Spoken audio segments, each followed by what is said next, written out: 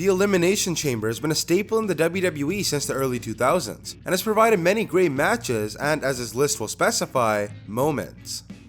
Whatever superstar dares to hop inside Satan's prison is met with a world of pain, and only one can walk out the victor. With that being said, here are the 10 best moments in Elimination Chamber history. Santino Marella somehow found himself with a spot in the World Heavyweight Championship Elimination Chamber match, and as it turned out, he wasn't just there to make up the numbers. Santino put in a truly valiant chamber performance as he came oh so close to winning his maiden top tier championship. But despite his defeat, the sheer emotion and suspense of Santino's performance was enough to win over the hearts of millions and earn him a spot on this list. Climbing the pod wasn't enough for John Morrison, so he quickly began climbing the cell roof to even greater heights until he was almost at the apex of the structure. From there, he dropped a flying crossbody onto an unsuspecting Sheamus before eliminating him from the match. Sure, it may not have been the smoothest crossbody, but it was his prior climbing up the underside of the roof that really made people sit up and notice. To this day, I'm not sure anyone utilized the structure in quite the same way as Morrison. One of the draws of the Elimination Chamber is that by locking the combatants inside, you're avoiding the possibility of outside interference.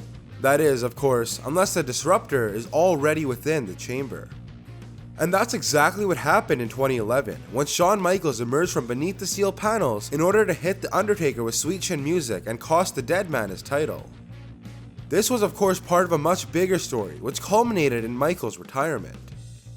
The surprise of Shawn's unexpected appearance made it a highly original and totally unforgettable moment in the history of the Elimination Chamber. Having lost his WWE Championship in the opening chamber bout on the card, Edge then jumped Kofi Kingston and took his place in the World Heavyweight Championship contest that eventually closed out the show. Not only that, but he was successful in his bid to end the night with gold around his waist, eventually pinning Rey Mysterio, having entered the fray second from last. Nobody saw Edge trading one world title for another, yet that's exactly what he did. When MVP made his way atop one of the pods, with Undertaker close behind, there was only one way that this was going to end for him. Though he fought it at first, MVP soon found his throat in the uncompromising grip of the Undertaker. Seconds later, he was being hurled from the pod to the mat below. By my calculations, that's a distance roughly twice as high as your usual top rope bump. Safe to say, that was all she wrote for MVP, but his work wasn't without some kind of recognition. This remains one of the biggest bumps in Elimination Chamber history, and a prime example of the match's insanity. In 2002, Rob Van Dam hoisted himself onto the pod behind him to deliver a huge 5-star frog splash to Triple H. Unfortunately, the execution wasn't quite perfect.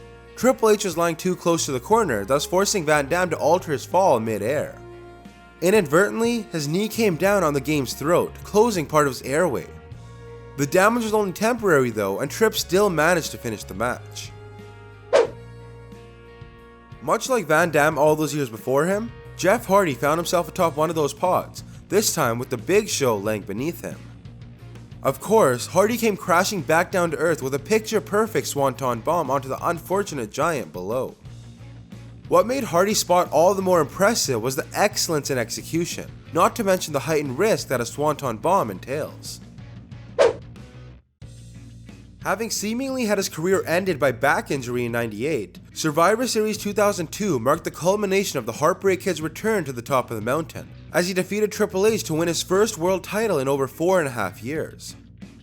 It was something of a fairy tale story for HBK, and a genuine feel-good moment in wrestling. Not only had Michaels overcome injury and his many demons to return to the profession he loved, but he was arguably performing to an even higher standard than he had during his initial run. Having been restricted to his pod for much of the match, once Goldberg was finally released, he quickly set about wreaking absolute havoc on anyone and anything in his path. He managed to score 3 eliminations in the space of a few minutes, but it was his damage to the environment that really sticks in the mind. Not only did he spear Chris Jericho through one of the chamber pods, he also defeated the entire purpose of said pods when he smashed through Triple H's to get his hands on the Cerebral Assassin. With John Cena celebrating his WWE title retention at New Year's Revolution 2006, Mr. McMahon made his way to the stage to let the world know that the Money in the Bank briefcase was being cashed in. Since there had never been a cash-in prior to this moment, nobody expected it to happen as it did. The result was a truly groundbreaking moment, with Edge spearing a battered and exhausted Cena twice to win the gold.